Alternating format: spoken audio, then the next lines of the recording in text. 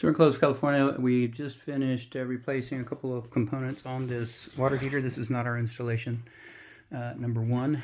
And then number two, or maybe number one, it's not even close to level.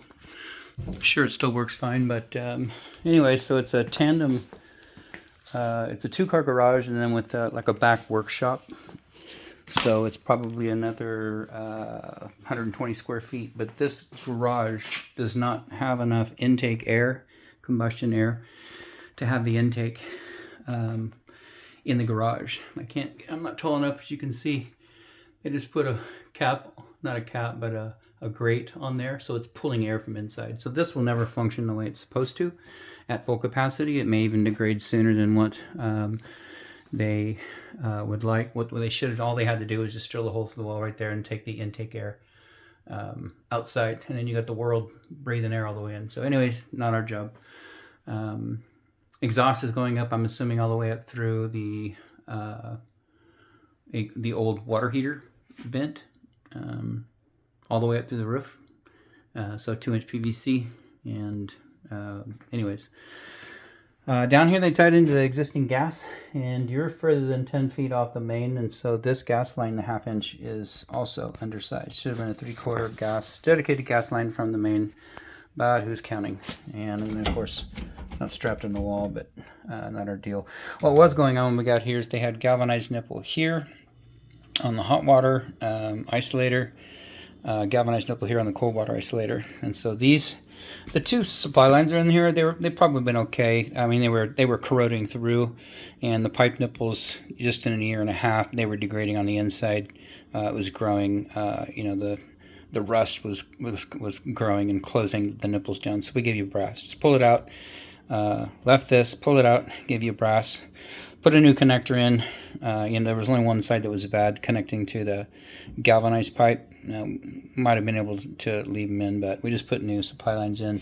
Over here it's tied into copper, so you won't have the conflict on this side, so that will stay clean. So hot and cold tied back in. We didn't do any of this plumbing here. Copper goes over up to the wall where the water heater used to sit on a stand in the corner.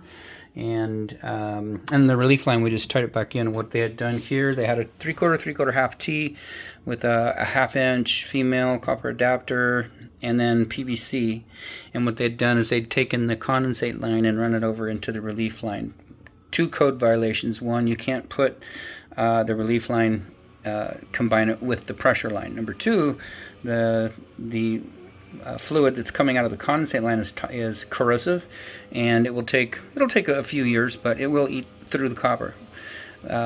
Maybe just at the T, probably right here it would break through. It had a little T and the adapter sitting right here, so it probably would have just where it would have started, it might have gone down further. So we told them we'd just take it apart, so we did. Now the relief line is separate, and this is what they had. They had a galvanized nipple. Doesn't hurt because this is not potable water. It's a drain line. It should never be activated unless something's wrong with the unit, and then this will pop off. It's a pressure relief valve.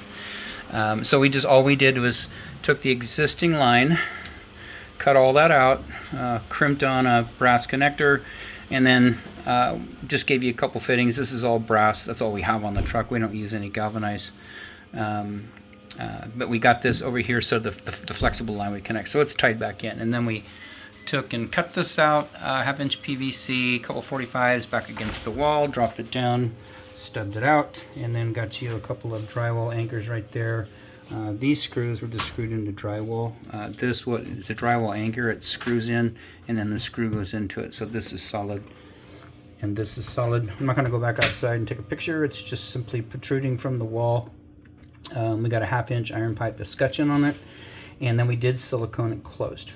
So the outside wall, you know, that's your membrane, and you don't want water getting in any holes. So we usually take quite a bit of clear silicone and just squish it in there, and then we put the cover plate on, and then a 90 on the outside pointing down, and that's it. So anyways, we're done here. Outside of that, we are good.